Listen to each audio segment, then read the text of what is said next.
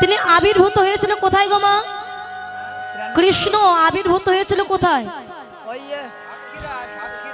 কোথায়? সাতক্ষীরায়, জাফলং।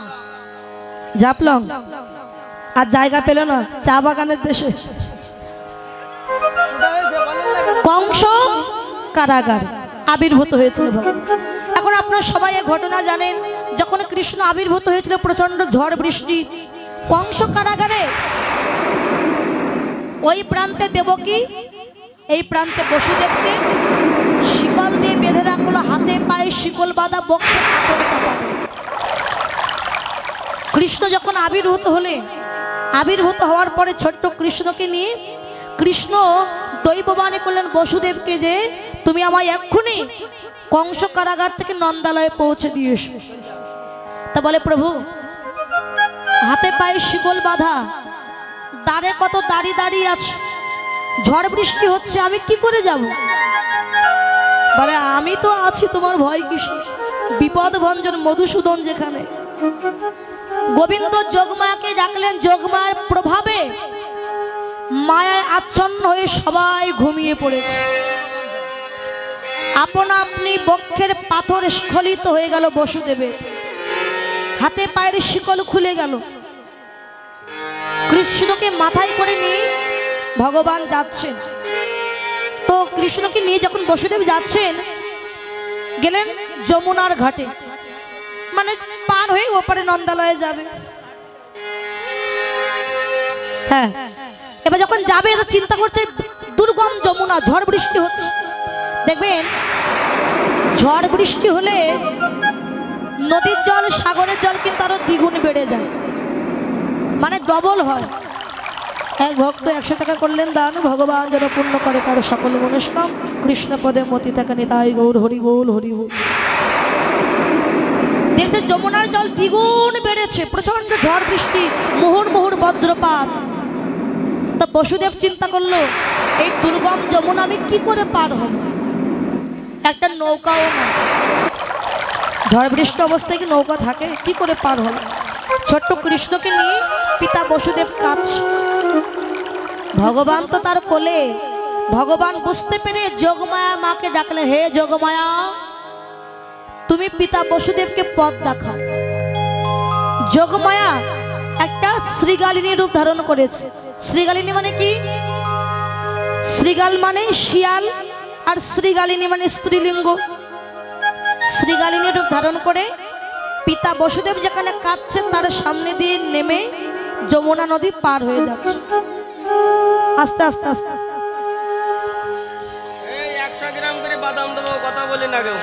তো বসুদেব চিন্তা করলেন একটা শ্রীগালিনী যদি যমুনা পার হয়ে যেতে পারে তাহলে আমি কি পারবো না? ও তো একটা শ্রীগালিনী ছোট, সে পার হয়ে যেতে পারে, আমিও নিশ্চয়ই পারবো। এখানে তত্ত্বদর্শী তত্ত্ব দিলেন কি শ্রীগালিনী আজকে গুরু স্বরূপা হয়ে বসুদেবকে পথ দেখাচ্ছে, এই পথেই এসো। গুরুদেব যেমন পথ দেখায় শিষ্যকে, আজকে শ্রীগালিনী গুরু স্বরূপা হয়ে বসুদেবকে পথ দেখালো। তা পিতা বসুদেব কৃষ্ণকে নিয়ে যমুনায় নেমেছে। অনন্ত নাগ চিন্তা করছে কত ঝড় বৃষ্টি পড়ছে আমার প্রভুর অঙ্গে, বৃষ্টির জলে প্রভু ভিজে যাচ্ছে। এই সময় যদি আমার প্রভুকে আমি একটু সেবা করতে পারতাম। তো অনন্ত নাগ পশ্চাৎ থেকে ছত্রার মতো, মানে ছাতার মতো কৃষ্ণকে ঢেকে রেখেছে, যাতে ওই জল আমার প্রভুর অঙ্গে না লাগে।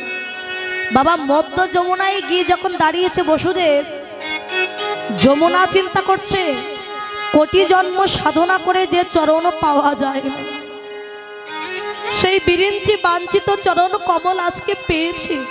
আমি যদি আমার প্রভুর চরণ দুখানে একটু স্পর্শ করতে পারতাম। তা প্রভু তো মাথার উপরে পিতা বসুদেবের, তাহলে আমি চরণটা পাবো কি করে? তাই যমুনার জল দ্বিগুণ বেড়েছে বাবা, মানে ওই ঢেউ, এক একটা ঢেউ আসছে উত্তল তরঙ্গে তরঙ্গিতা হয়ে উঠছে উপরে, মানে যাতে প্রভু চরণটা একটু পা। ঢেউ উঠছে কিন্তু ওই চরণ পর্যন্ত পৌঁছাতে পারছে, তার আগে ঢেউটা পড়ে যাচ্ছে, প্রভুর চরণ পাচ্ছে। ভগবান ভক্তের মনোভাব বুঝতে পেরে পিতা বসুদেবের মাথার উপর থেকে লাফ দিয়ে পড়েছে ওই যমুনার জল। আর যেই না লাফ দিয়ে পড়েছে, যমুনার তো কত আনন্দ, প্রভুর চরণ দুখানা বুকে জড়িয়ে ধরেছে। প্রভু তোমার এত কৃপা, আমাকে কৃপা করে তুমি দর্শন দিলে, তোমার চরণ আমি পেলাম। আজকে যখন এই চরণ আমি পেয়েছি, চরণ আমি আর ছাড়বো না। এই চরণ আমার হৃদয়ে রাখবো, আমি কোথাও যেতে দেব না। তো ভগবান বললেন, যমুনা তুমি চেয়ে দেখো, পিতা বসুদেব মধ্য যমুনায় পুত্র হারা হয়ে, মানে আমাকে হারিয়ে কেমন হা পুত্র বলে কাঁদছে নদীতে। আমার পিতার মনোবাসনা পূর্ণ করতে হবে, আমাকে যেতে হবে নন্দালয়ে। তো যমুনা তুমি আজ আমায় ছেড়ে দাও, আমি পরে এসে তোমার মনোবাসনা পূর্ণ করব। যমুনা বলে, প্রভু তোমাকে যে পেয়ে ছেড়ে দিয়েছে সে তো আর কখনো তোমায় পাইনি। তা আমি তোমাকে যদি ছেড়ে দেই, তুমি ভবিষ্যতে যে আসবে আমার কাছে তার গ্যারান্টি কি? যদি না আসো, আমাকে একটা গ্যারান্টি দিতে হবে তুমি আসবে। তা বলে তাহলে কি করব? বলে, প্রভু আমি সেই বিশ্বাসে বসে থাকবো যে তুমি আসবে, এমন একটা কিছু আমাকে দিয়ে যাও। দেখবেন যার খুব টাকার দরকার, হঠাৎ করে এখন টাকা নেই কাছে, টাকা পেতে হলে নিজের একটা প্রিয় বস্তু কিন্তু বন্ধক রাখতে হয় না? এটা বন্ধক রেখে গেছে, নিশ্চয়ই ও আসবে এটা নিয়ে যাওয়ার জন্য। তা বলে, প্রভু আমাকে কিছু দাও যে আমি বিশ্বাসে রাখতে পারি তুমি আসবে। ভগবান বললেন, যমুনা কংস কারাগারে আমি চতুর্ভুজ নারায়ণ রূপে দেখা দিয়েছিলাম মা দেবকীকে। মা বলেছিল, প্রভু তুমি যদি আমার সেই পুত্র হবে, তোমার চারটে হাত কেন? দুটি হাত নিয়ে সাধারণ বালকের ন্যায় তুমি আমায় ধরা দাও প্রভু। মায়ের কারণে আমি দুটি কর মানে হাত লুকিয়ে রেখেছি, তাই আমি এই কর দুখানা তোমাকে দিয়ে গেলাম, এই হাত দুখানা। যতদিন আমি না আসবো, তোমার মনোবাসনা পূর্ণ না করব, ততদিন তুমি এই কর দুখানা নিয়ে তুমি বসে বসে ভজন করো। তুমি বসে বসে ভজন করো। আমি তোমায় এই আশীর্বাদ করে গেলাম, তুমি বসে বসে ভজন করো। আমি এই আশীর্বাদ করে গেলাম, তুমি বসে বসে ভজন করো। এই আশীর্বাদ করে গেলাম, তুমি বসে বসে ভজন করো। এই কর দুখানা নিয়ে তুমি বসে বসে ভজন করো, তাহলে একদিন একদিন আমি অবশ্যই আসবো। প্রভু আসবে তো? বলে, শুধু আমি একা নয়, আমি কিন্তু এখনো 60 গুণের অধিকারী, আমি 64 গুণের অধিকারী হইনি যমুনা। তবে আমি বৃন্দাবনে যাব, নন্দালয়ে গিয়ে 64 গুণের অধিকারী হব। বাবা কৃষ্ণ 64 গুণের অধিকারী, যার মধ্যে 4টে গুণ বেশি। কি? লীলা মাধুরী, গুণমাধুরী, রূপমাধুরী, বেণু মাধুরী, 4টি গুণ বেশি। ঐশ্বর্য ভগবান, ঐশ্বর্য বীর্য যশ শ্রী জ্ঞান বৈরাগ্য, এই ঐশ্বর্য তিনি অধীশ্বর, তিনি হলেন ভক্তের ভগবান। তা শোনো, আমি বৃন্দাবনে গিয়ে 64 গুণের অধিকারী হব, আর আমি একা নয়। আজকে তুমি একা এসেছি তোমার কাছে, আমরা রাধাকৃষ্ণ যুগল রূপে এসে তোমার পক্ষে নৌকা বিহার করে তোমার মনোবাসনা আমরা পূর্ণ করব। সেই যমুনার কথা গোবিন্দের মনে পড়ে গেছে। আমাদের কৃষ্ণ ভক্ত 50 টাকা দান করেছেন, আশীর্বাদ করি যে মনোবাসনা নিয়ে দান করেছেন, মনোবাসনা যেন পূর্ণ হয়। হরিব। সেই যমুনার কথা মনে পড়ে গিয়ে আমার গোবিন্দ যমুনার কূলে গিয়ে দাঁড়িয়েছে। সাধী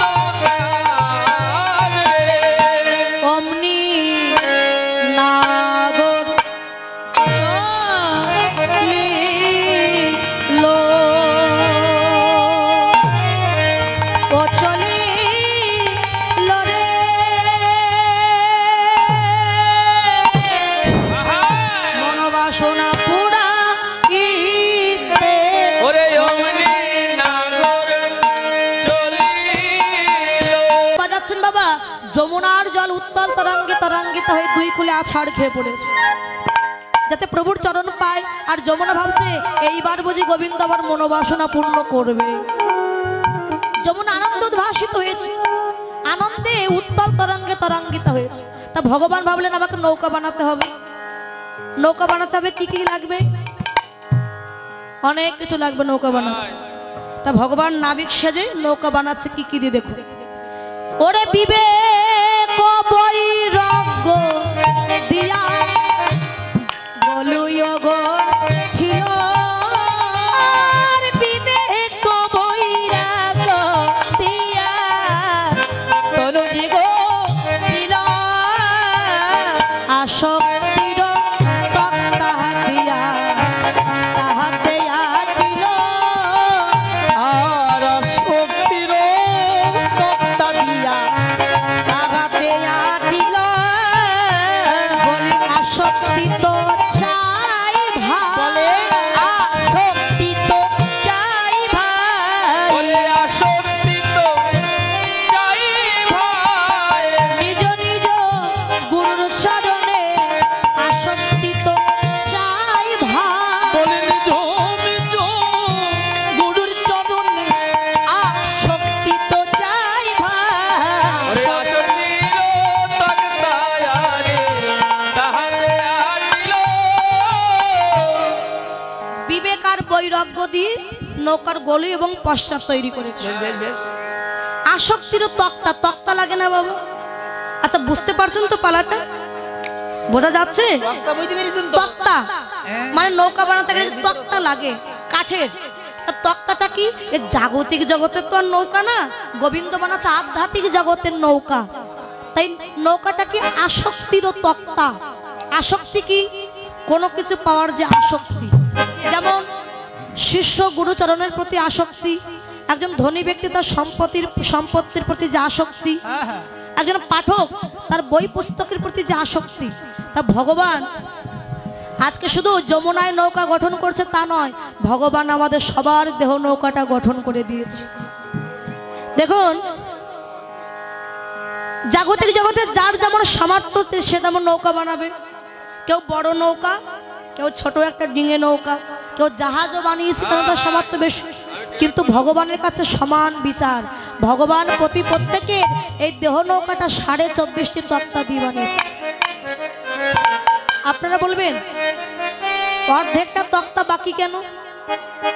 ভগবানের বোধহয় কম ছিল অর্ধেকটা তক্তা। 25টা দিল না, 24 দিল না, 24.5। এর কারণটা কি বাবা? একটা তত্ত্ব, একটা তথ্য। জাগতিক জগতের নৌকা, যদি আপনি নৌকা চালাচ্ছেন, নৌকা যদি জল না ওঠে মাঝের কিন্তু চেতনা জাগে না। মাঝে ভাববে জল যখন উঠছে না, আমি কষ্ট করে নৌকা বাইবো কেন, আমি বইটা ধরে বসে থাকবো, বাদাম তুলে দিয়ে বাতাস আমার নৌকাটা এপার থেকে ওপারে একদিন না একদিন নিয়ে যাবে। কিন্তু নৌকায় যদি জল ওঠে তখন কিন্তু মাঝের চেতনা হয় যে শীঘ্রই আমাকে এপার থেকে ওপারে যেতে হবে, নইলে মাঝ নদীতে গিয়ে আমার নৌকা হয়তো ডুবে যেতে পারে। যে পরিমাণ জল উঠছে তো এক্ষুনি ডুবে যাবে, তাড়াতাড়ি ওপারে যাব। কিন্তু জল না উঠলে কিন্তু কারোর চেতনা জাগে না। তত্ত্বদর্শী বললেন ভগবান এই দেহ নৌকাটা গঠন করে চিন্তা করলেন, আমি যদি সম্পূর্ণ তক্তা দিয়ে জীবের দেহটা গঠন করে দেই, এই জীবের এই দেহ নৌকাখানা সংসার নদীতে আমি ভাসাইয়ে দিলাম। এই সংসার নদীতে ভাসায় দেওয়ার পরে যদি ছিদ্র না রাখি, এই দেহ নৌকায় জল উঠবে না। আর জল না উঠলে জীবের চৈতন্য জাগবে না আমার চরণের প্রতি, সাধু সঙ্গের প্রতি। সারা জীবন ওই সংসার সমুদ্রে পড়ে থাকবে। তার দেহ নৌকায় কিছু ছিদ্র দিয়েছে মা। কি? স্ত্রী, পুত্র, আত্মীয় স্বজন, এক একটা ছিদ্র এই দেহ নৌকা। এই ছিদ্র দিয়ে যখন জল উঠছে, জলটা কি? দুঃখ, কষ্ট, বেদনার জল। জল উঠে যখন দেহ নৌকায় পরিপূর্ণ হয়ে যায়, তখন জীবের চৈতন্য জাগে। গোবিন্দ সারা জীবন সংসার নদীতে নৌকাটা বাইলাম, দেহ নৌকা বে দেখলাম এই দেহ নৌকায় কষ্টের জল দুঃখের জল ছাড়া আর কিছুই পেলাম না। বাবা বাবা, যাদের আপন ভাবলাম তারা কেউ তো আমার আপন নয়। বলো কবে সংসার নদী থেকে মুক্তি পেয়ে ওপারে তোমার সাধুগুরু বৈষ্ণবের বাজারে যাব। বাজারে যাব, বৈষ্ণবের বাজারে গিয়ে ভক্তের চরণ দুখানা হৃদয় মন্দিরে জড়াইয়ে ধরে কবে আমার নয়ন জলে ভক্ত চরণ আমি ধোয়াইয়ে দিব। কবে আমি নয়ন জলে ভক্ত চরণ আমি ধুয়ে দিব। কবে নয়ন জলে ভক্তের চরণ চরণ ধুয়ে দিব। আমার এমন ভাগ্য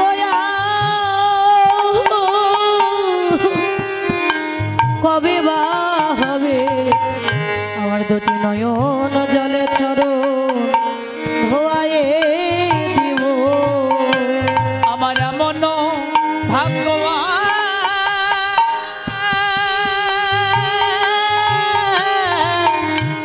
আর কবে বা হবে দুটি নয়ন জলে ভক্ত চরণ কবে ধুয়ে দিব। বলো এমন ভাগ্য আর, বলো এমন ভাগ্য আর, আমায় কবে বা হবে নয়ন জলে ভক্ত চরণ ধোয়াইয়ে দিব। আমার দিনে দিনে গোনা দিন ফুরাইয়ে গেল কবে নয়ন জলে ভক্ত চরণ ধোয়াইয়ে দিব। আমার দিনে দিনে গোনা দি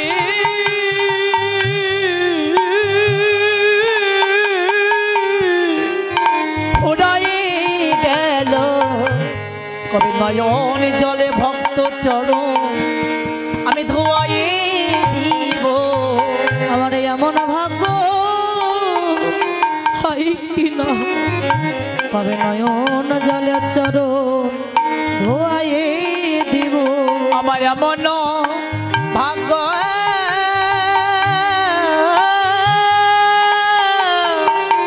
আর হয় কি না হয় কবে নয়ন জলে ভক্ত চরণ আমি ধোয়াই দিব। তাই গোবিন্দ জীবের দেহ নৌকায় 24.5টি তক্তা দিয়ে বানালো, অর্ধেকটা বাকি রাখলো, অর্ধেকটা বাকি থাকলেই জীবের চৈতন্য হবে, এর আগে আনলো। তাই গোবিন্দ আজকে নৌকা গঠন করছে এই যমুনার পক্ষে। আর কি কি দিয়ে নবদা ভক্তির নটি গুড়া যে করিল নবদা নয়টি ওরা যে করিল।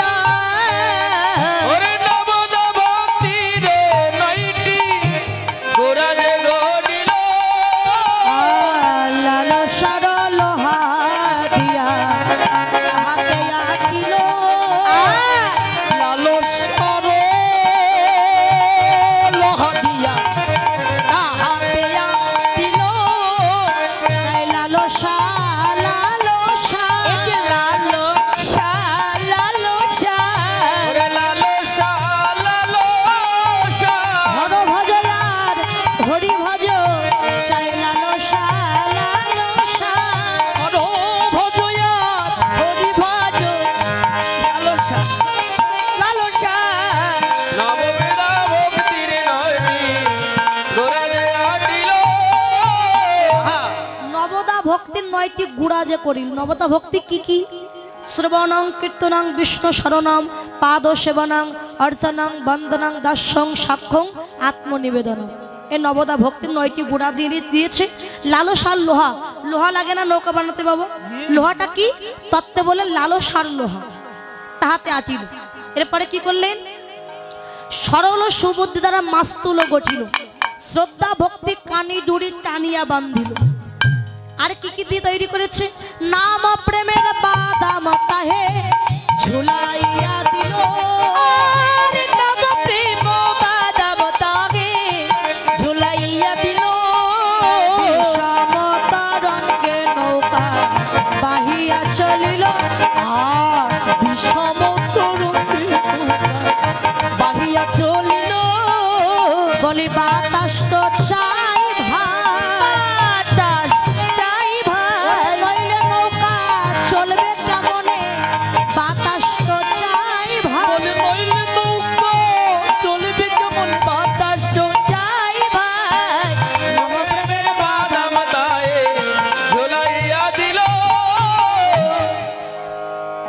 কি কি বানিয়েছে? নাম প্রেমের বাদাম তাহে ঝুলাইয়া দিল, বিষম তরঙ্গে নৌকা বাহিয়া চলে।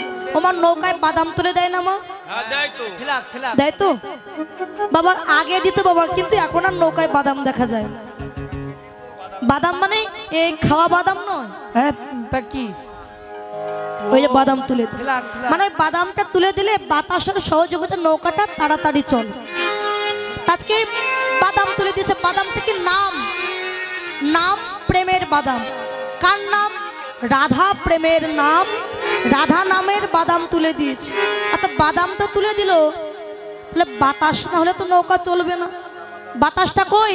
মহাজন বললেন দেখো দেখো, ওই যে বাতাস আসিতেছে, ওই যে বাতাস আসিতেছে, ওই যে বাতাস আসিতেছে, নাম প্রেমের সাধা বাতাস, ওই যে বাতাস আসিতেছে। ওই রাধা প্রেমে সাদা বাতাস, ওই যে বাতাস আসিতেছে, রাধা প্রেমের সাদা বাতাস, ওই যে বাতাস আসিতেছে। নাম প্রেমের বাদাম তাহে ঝুলাইয়া দিল, নাম প্রেমের বাদাম তাহে ঝুলাইয়া দিল।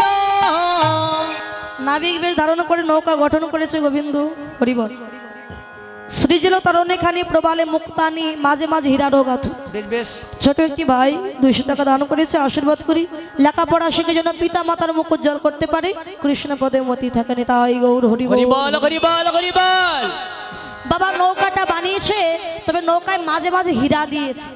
হীরা হীরা, মণি, মুক্তা, স্বর্ণ অলংকার। আর যে বৈঠা, সেটা হচ্ছে সোনার বৈঠা। দাম কম ছিল তো।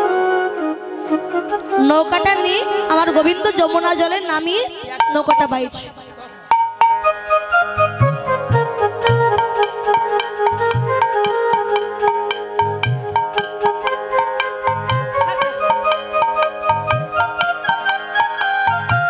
আশীর্বাদ করি কি লেখাপড়া শিখে যেন পিতা মাতার মুখ উজ্জ্বল করতে পারে, কৃষ্ণ পদে মতি থাকে তাই গৌর হরি।